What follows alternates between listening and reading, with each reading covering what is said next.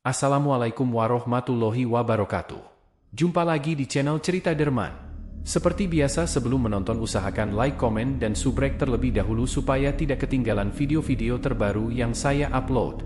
Buat yang sudah paket lengkap semoga kalian diberikan kesehatan serta umur yang panjang amin amin amin ya robbal alamin. Kali ini kita akan membahas cerita yang cukup menarik untuk diceritakan, yaitu tentang seseorang yang bangkit dari kubur karena mengalami mati suri. Oke, kita mulai ceritanya ya. Malam yang gelap dan hujan deras. Suara petir membelah langit. Seorang penggali kubur tua terlihat berjalan tergesa menuju makam tua di pojok pemakaman desa. Ia tampak ketakutan. Sesampainya di sana, ia mendengar suara ketukan samar dari dalam tanah. Dengan gemetar, ia mendekat. Tiba-tiba, suara teriakan terdengar dari dalam kubur. Kamera zoom ke nisan bertuliskan, Arman bin Juhri, wafat 3 hari lalu. Hujan turun sejak sore. Langit menggulung awan kelabu pekat, seakan menyimpan rahasia yang enggan dibuka malam itu. Petir menyambar pucuk-pucuk pohon yang tumbuh liar di pinggiran desa, sementara gemuruhnya bergema di atas atap rumah-rumah warga yang sudah tertutup rapat. Tak ada yang berani keluar, kecuali satu sosok yang berjalan perlahan menembus kabut dingin di kompleks pemakaman tua. Namanya Pak Rusli, penggali kubur tertua di desa Gunung Huma. Di usianya yang sudah renta, langkahnya masih cukup mantap saat ia membawa lampu petromax menuju makam paling ujung di barat. Makam itu baru 3 hari lalu ditutup tanah, milik seorang pemuda bernama Arman bin Juhri, yang meninggal karena kecelakaan tunggal di jalan tanjakan batu, jalur maut yang sudah lama ditakuti warga. Tapi malam ini, Pak Rusli tak datang untuk mendoakan. Ia gelisah sejak sore. Ada yang janggal. Ia mendengar kabar dari 2 anak kecil yang main di sekitar makam siang tadi. Mereka mengaku melihat tanah bergeser sendiri, seperti bernafas. Awalnya ia menganggap itu imajinasi anak-anak. Tapi saat senja mulai turun, dan anjing-anjing penjaga mulai menggonggong tanpa henti menghadap ke satu arah, hatinya mulai tak tenang. Petromax di tangannya bergoyang saat ia mendekati nisan Arman. Tanahnya masih terlihat gembur, belum terlalu padat seperti makam-makam yang lama. Pak Rusli berlutut, menempelkan telinga ke tanah. Tidak ada suara apa-apa. Namun, saat ia mulai berdiri kembali, tok-tok-tok, ia membeku. 3 kali suara keras dan lambat, seperti seseorang mengetuk kayu dari dalam. Ketukan yang tak mungkin berasal dari makhluk lain selain manusia. Pak Rusli tercekat. Ia mundur 1 langkah, lampunya hampir jatuh. Ia ingin lari, tapi sesuatu menahannya. Rasa penasaran, atau mungkin rasa tanggung jawab. Ia tahu, jika ia abaikan suara itu dan ternyata seseorang masih hidup di dalam, maka dosanya akan berat. Dengan napas tersengal, ia berlari menuju rumah Pak RT. Warga berkumpul. Di bawah temaram cahaya obor dan petromax, lebih dari 15 orang berdiri mengelilingi makam Arman. Suasana hening. Tak ada satupun yang bicara. Semua mata tertuju pada satu titik, gundukan tanah dengan nisan putih di atasnya. Kalau ini benar suara dari dalam, kita harus buka, ujar Pak RT dengan nada tegas namun ragu. Namun sebagian warga menolak. Pak RT, kalau itu benar orang hidup, kenapa baru sekarang? 3 hari loh, 3 hari dalam tanah. Itu nggak masuk akal. Yang lain menimpali, kalau itu bukan manusia, bagaimana kalau sesuatu yang lain? Aroma mistis dan ketakutan mulai merayap di antara mereka. Apalagi ada satu orang, Pak Ardi, yang mengaku semalam melihat bayangan seseorang berdiri di samping makam Arman, padahal kuburan seharusnya sepi. Akhirnya diputuskan. Malam itu juga, mereka akan menggali. Daripada ada nyawa manusia yang dibiarkan terkubur hidup-hidup, lebih baik mereka pastikan. Sekop pertama menembus tanah. Suara logam bertemu pasir terdengar jelas. Hening tetap melingkupi, hanya suara cacing tanah yang terganggu, dan desah napas warga yang tak tenang. Beberapa lapis tanah terangkat. Lalu, terdengar lagi. Kali ini lebih keras. Tok, tok, tok, warga panik. Beberapa mundur.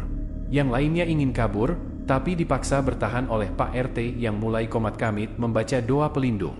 Pak Rusli yang menggali, sempat terpeleset karena tanahnya licin, namun tetap melanjutkan. Setelah sekitar 1 meter digali, mereka melihat ujung peti kayu. Masih utuh. Tidak ada tanda kerusakan. Tapi jelas terdengar sekarang, suara dari dalam itu adalah rintihan. Lepasin, aku masih hidup, aku masih hidup. Sontak semua mundur beberapa langkah. Ada yang menjerit, ada yang langsung sujud.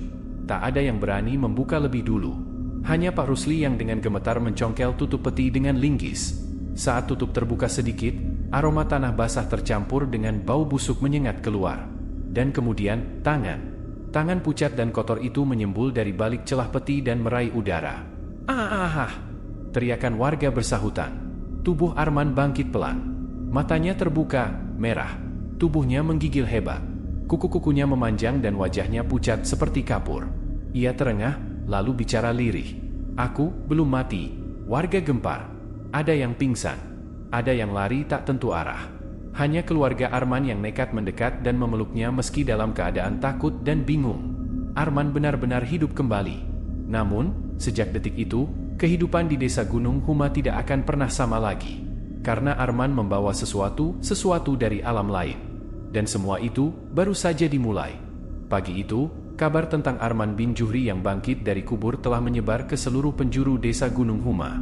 Dari warung kopi sampai gang sempit di pinggir sawah, semua orang membicarakannya. Tak ada satupun warga yang bisa tidur nyenyak malam tadi. Mereka masih mencoba mencerna kenyataan yang lebih mirip cerita dongeng atau kisah hantu. Seorang pemuda yang sudah dikubur 3 hari, tiba-tiba bangkit dan hidup kembali. Namun, bukan hanya rasa kagum atau syok yang merasuki warga. Ada yang jauh lebih pekat dari itu. Rasa takut. Arman, yang kini dirawat di rumahnya oleh ibunya, Bu Salmah, dan adiknya, Iwan, masih lemas. Tubuhnya kurus seperti orang yang kelaparan berminggu-minggu. Kulitnya pucat, dan suara napasnya masih berat, seperti ada beban tak kasat mata menempel di dadanya. Tapi bukan itu yang membuat warga tak berani mendekat. Yang membuat mereka takut adalah matanya. Tatapan Arman kosong. Tapi dalam kekosongan itu seperti ada bara api yang menyala pelan. Seakan-akan ia melihat sesuatu yang tidak bisa dilihat manusia biasa. Sesuatu yang kelam. Di dalam rumah panggung sederhana itu, Bu Salmah menyuapi anaknya bubur hangat. Namun tangan Arman terus menolak perlahan. "Sudah, Men, kau harus makan. Kau belum makan apapun sejak keluar dari kuburan itu," ucap ibunya dengan suara bergetar. Arman memandang ibunya. Lalu perlahan ia berkata, suaranya serak. "Bu, aku dengar semua. Saat orang-orang meletakkan tanah di atasku, aku teriak. Aku gedor-gedor peti itu. Tapi tak ada yang dengar. Aku sendirian." Air mata Bu Salmah langsung jatuh. Tapi bukan karena sedih. Ada rasa takut juga di matanya. Anak yang ia lahirkan, kini seperti bukan lagi anak yang sama. "Aku terbangun di tempat gelap, Bu. Gelapnya bukan seperti malam tapi seperti lubang yang gak ada ujungnya. Di sana, aku dengar suara-suara. Ada yang ketawa, ada yang jerit, ada yang memanggil nama aku. Tapi bukan suara manusia." Iwan yang dari tadi duduk di sudut ruangan, menunduk. Ia tak sanggup menatap kakaknya sendiri. Arman menatap langit-langit rumah, matanya menerawang. "Seseorang atau sesuatu mengikuti aku dari sana, Bu." Sore itu, kejadian aneh mulai muncul di desa. Pak Harun, tetangga sebelah rumah Arman, mengaku melihat bayangan tinggi besar berdiri di pekarangan belakang rumah Arman saat maghrib. Sosoknya hitam pekat, tinggi seperti pohon kelapa, namun tanpa wajah. Ia hanya berdiri diam. Dan hilang begitu saja saat azan berkumandang. Malamnya, suara ketukan terdengar dari jendela rumah Bu Salmah. Tapi saat dibuka, tak ada siapa-siapa. Iwan bersumpah ia mendengar suara seseorang memanggil dari arah sumur tua. Suara serak. Suara yang menyebut satu nama, berulang-ulang. "Arman, Arman, Armaan." Keesokan harinya, Arman duduk diam di halaman rumah. Ia menatap kosong ke sawah yang menguning. Tak banyak bicara. Kadang ia tersenyum sendiri, kadang menangis tanpa suara. Tapi yang paling menyeramkan, ia sering bicara sendiri dalam bahasa yang tidak dimengerti siapapun. Seperti suara bisikan atau doa dari zaman yang sudah mati. Bu Salmah membawa Arman ke rumah Ustaz Ridwan, pemuka agama desa. Ustaz Ridwan sempat menatap Arman lama, lalu dengan tenang mengajak bicara. "Anak muda, apa yang kamu lihat di sana?" Arman tidak menjawab, ia hanya menunduk. Lalu perlahan, ia mengangkat wajahnya. "Aku melihat neraka sebelum waktunya, Ustaz." Ustaz Ridwan menghela napas berat. "Kau masih membawa jejak dari sana." Kemudian ia membacakan beberapa ayat dari kitab suci. Tapi saat ayat itu didengungkan, tubuh Arman tiba-tiba menegang. Ia memejamkan mata dan menjerit keras. "Arf!" Ia mengamuk, melempar gelas di atas meja, lalu jatuh tersungkur sambil menggigil. Butuh 4 orang untuk menenangkannya. Setelah tenang, ia tertidur selama 2 hari tanpa bangun sedikit pun. Saat ia terbangun, suasana di desa semakin tak menentu. Ayam-ayam mati mendadak. Anak-anak kecil mendadak demam tinggi setelah lewat di depan rumah Arman. Dan malam-malam desa selalu dihiasi suara tangisan misterius yang tak diketahui dari mana asalnya. Warga mulai resah. Sebagian mulai menuduh Arman membawa kutukan. Ada yang menyarankan agar Arman dibawa keluar dari desa. Bahkan Pak Lurah sendiri mulai mempertimbangkan ide itu demi keamanan desa. Tapi Bu Salmah tak mau. Itu anak saya. Dia darah daging saya. Kalian tak bisa buang dia begitu saja. Namun warga mulai tak sabar. Mereka menganggap keanehan yang terjadi bukan kebetulan. Ada yang melihat Arman bicara sendiri di kuburan pada tengah malam. Ada yang melihat tubuhnya melayang sebentar sebelum terjatuh saat malam bulan gelap. Dan malam itu, yang menjadi puncak kegemparan warga, adalah saat Pak Sardi, petani tua yang rumahnya dekat dengan Arman, ditemukan tewas dengan wajah membiru dan mulut penuh tanah. Tidak ada luka di tubuhnya. Tapi ekspresinya seolah menyimpan ketakutan luar biasa. Dan di telapak tangannya, tertulis nama, Arman. Desa Gunung Huma kini benar-benar berada di ambang ketakutan. Dan Arman, ia mulai sadar bahwa dirinya memang bukan lagi manusia biasa. Sejak ia kembali dari dalam tanah, ada sesuatu yang ikut bersamanya. Sesuatu yang terus berbisik, meminta kembali ke asalnya. Namun saat Arman mencoba melawan, bisikan itu berubah menjadi teriakan. Aku sudah meminjam tubuhmu. Kini giliranmu meminjam duniaku. Dan malam berikutnya, Arman tidak ditemukan di kamarnya. Jejak kaki tanah basah mengarah ke arah hutan di balik bukit. Tempat yang diyakini warga sebagai gerbang antara dunia nyata dan dunia gaib. Langit sore di atas desa Gunung Huma diselimuti kabut tipis yang tak biasa. Matahari tampak malas menyinari bumi, seperti enggan menyaksikan apa yang akan terjadi. Kabut itu menggulung pelan, mengarah ke hutan di balik bukit, tempat terakhir jejak Arman ditemukan. Hutan itu, dalam mitos warga, dikenal sebagai Tunggal Jati, gerbang dunia antara yang hidup dan yang tak lagi disebut manusia. Pak Lurah mengerahkan beberapa pemuda desa, termasuk Iwan, adik Arman, untuk menyusuri hutan mencari keberadaan sang pemuda. Meski jantung mereka berdebar, rasa penasaran dan ketakutan bercampur dalam langkah kaki mereka. Dengan membawa obor dan bacaan pengusir setan, mereka masuk ke dalam lebatnya rimba yang sunyi. Langkah demi langkah, mereka mulai merasa aneh. Suara burung hening, angin terasa berat. Bahkan suara langkah mereka sendiri seolah teredam oleh tanah. Ustaz Ridwan yang ikut memimpin kelompok mulai membaca ayat-ayat suci pelan. Tiba-tiba, dari balik semak, terdengar suara jeritan. Salah satu pemuda, Saman, berteriak panik. Tolong! Aku lihat bayangan hitam. Di atas pohon. Mereka semua menoleh. Tapi tak ada apa-apa. Hanya bayangan-bayangan pohon tua yang bergoyang oleh angin. Namun Ustaz Ridwan tahu, ini bukan ilusi. Ada makhluk lain yang sedang mengamati mereka. Sementara itu, di jantung hutan Tunggal Jati, Arman berdiri sendiri di sebuah tempat terbuka yang ditumbuhi pohon beringin besar. Tanah di sekelilingnya seperti baru saja digali.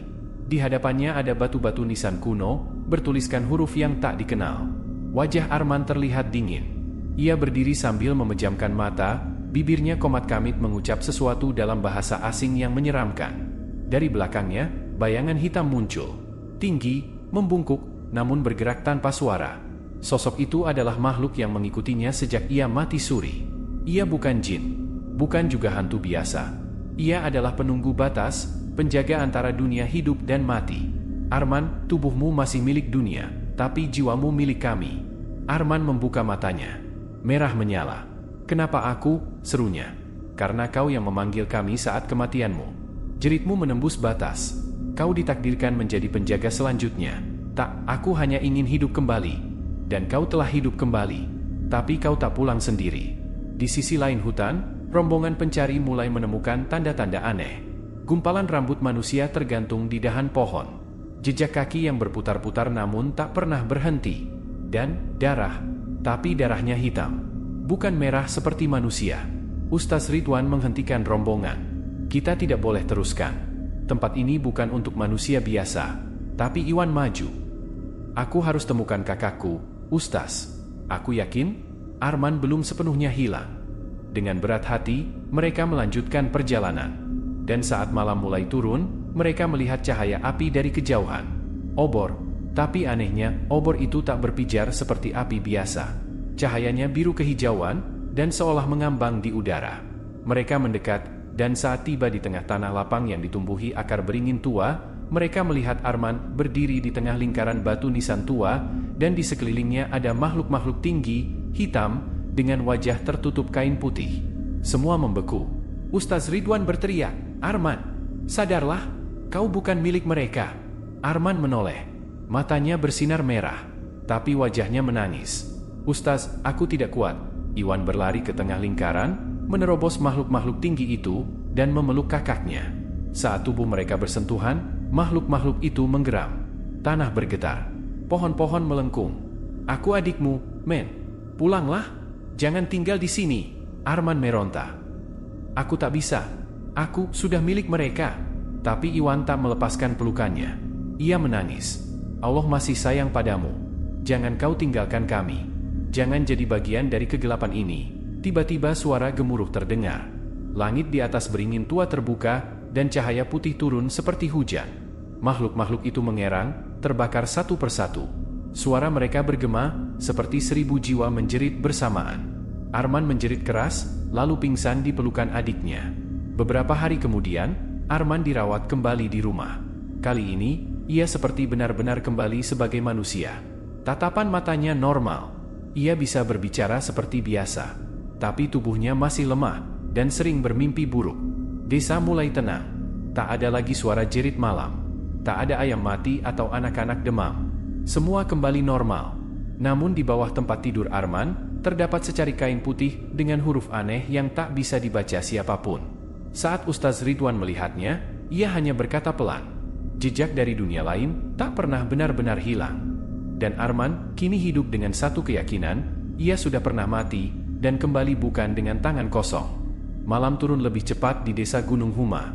Bulan yang biasanya bersinar terang kini hanya tampak separuh, tertutup awan hitam. Rumah Arman, yang dulu penuh pelayat, kini sepi dan hanya diterangi lampu minyak temaram. Di dalam kamar yang lembab dan dingin itu, Arman duduk sendiri di sudut ranjangnya. Matanya kosong, memandang dinding bambu seakan ia sedang menonton ulang kejadian yang hanya dia yang tahu. Di balik matanya, pertempuran masih berlanjut. Ia mungkin telah kembali ke dunia, tetapi ia bukan lagi Arman yang sama. Suara-suara dari dunia bawah masih memanggilnya setiap malam. Terkadang dalam mimpi, terkadang saat ia sedang duduk sendiri, dan lebih sering, dalam bayangan-bayangan di cermin yang mulai memperlihatkan sosok asing yang menyeramkan. Malam itu, suara itu kembali terdengar. "Arman, penjaga telah mati, waktumu datang." Arman mengatup telinganya. Ia menggigit bibir hingga berdarah. Namun suara itu tetap menyelinap masuk. Suara itu bukan suara manusia. Bukan pula suara jin. Tapi suara dari tempat gelap yang tak bisa dijangkau oleh doa biasa. "Diam!" teriak Arman. "Aku manusia. Aku ingin hidup." Cermin di hadapannya bergetar. Bayangan dalam cermin bukan lagi dirinya, melainkan sesosok makhluk tanpa mata, berkulit hitam mengilap, dan memiliki senyum yang melebar dari telinga ke telinga. "Kau hidup karena kami izinkan, Arman." Tiba-tiba pintu kamar didobrak. Iwan berlari masuk, napasnya terengah. Di belakangnya, Ustaz Ridwan dan beberapa warga desa. Mereka melihat cermin itu, retak. Tapi tak hanya retak, bayangannya tetap menatap mereka. "Astagfirullah," gumam Ustaz Ridwan. Dengan cepat ia membaca ayat-ayat suci, dan memercikan air ruqyah ke arah cermin. Retakan itu menghitam, seperti terbakar dari dalam. Arman menggeliat kesakitan. Tubuhnya kejang-kejang seperti terbakar api tak kasat mata. "Pegang dia," perintah Ustaz Ridwan. Iwan dan dua warga menahan tubuh Arman yang mulai mengejang, berteriak, lalu menangis. Dari mulutnya, terdengar dua suara, suara Arman dan suara lain yang berat, penuh dendam.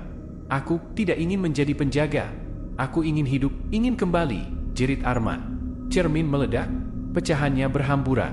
Namun dari serpihan itu, uap hitam keluar dan berubah menjadi bayangan tinggi besar. Makhluk itu mengerang, menyemburkan asap hitam ke arah para warga. Ustaz Ridwan terus melantunkan ayat suci, suaranya menggema seperti gemuruh petir dalam ruangan itu. Bayangan makhluk itu memekik, mengecil, dan akhirnya terhisap masuk ke dalam segumpal kain putih yang dulu ditemukan di bawah ranjang Arman. Kain itu melilit sendiri dan terbakar menjadi abu. Arman terdiam, tubuhnya lemas. Lalu, ia tertidur. Pagi harinya, seluruh desa berkumpul. Warga, tokoh adat, dan pemuka agama sepakat untuk mengubur semua benda peninggalan dari pengalaman Arman, termasuk abu kain putih itu, di dalam sumur tua yang telah ditutup sejak puluhan tahun lalu. Semoga tak ada lagi yang membuka jalan itu, kata Pak Lurah. Namun mereka tahu, bekas luka dunia tak kasat mata itu tak akan benar-benar hilang. Arman perlahan mulai pulih, tapi tidak sepenuhnya. Ia tak lagi seperti pemuda biasa. Matanya kadang menerawang, telinganya kadang mendengar sesuatu yang tak didengar orang lain. Tapi satu hal yang berubah, ia menjadi sangat rajin beribadah, banyak menyendiri untuk mendekatkan diri pada Allah. Satu malam, Iwan bertanya padanya, "Kau masih dengar suara itu?" Arman menoleh pelan. "Kadang, tapi tidak menakutkan lagi. Aku sudah tahu siapa yang seharusnya kuikuti." Setahun berlalu, desa Gunung Huma kembali damai. Namun di tengah kebun tua, seorang anak kecil pernah ditemukan berdiri di depan tanah kosong, bekas sumur tua. Anak itu menunjuk ke bawah dan berkata, "Pak, tadi ada orang manggil aku dari bawah." Katanya dia kedinginan. Warga hanya saling menatap dan diam. Hikmah dari kisah ini: kematian adalah rahasia yang tak bisa ditebak manusia. Jika seseorang diberi kesempatan untuk kembali hidup, itu bukanlah keberuntungan semata, melainkan ujian yang lebih besar. Karena di balik kehidupan kedua, bisa jadi ada beban yang lebih berat dari kematian. Sebagaimana firman Allah dalam Al-Quran, "Setiap yang bernyawa akan merasakan mati, dan hanya pada hari kiamat sajalah diberikan dengan sempurna balasanmu. Barang siapa dijauhkan dari neraka dan dimasukkan ke dalam surga, sungguh, dia memperoleh kemenangan. Kehidupan dunia hanyalah kesenangan yang memperdaya." Surah Ali Imran ayat 185. Terima kasih yang sudah menonton video ini dari awal sampai akhir. Apalagi nontonnya tanpa di-skip, semoga dilancarkan urusan dunia akhirat. Semoga video ini dapat menimbulkan hal positif bagi kita semua. Kita sebagai manusia hanya bisa berdoa dan bertawakal kepada Sang Pencipta agar dijauhkan dari hal-hal yang buruk. Saya akhiri, wassalamualaikum warahmatullahi wabarakatuh. Terima kasih, sampai jumpa.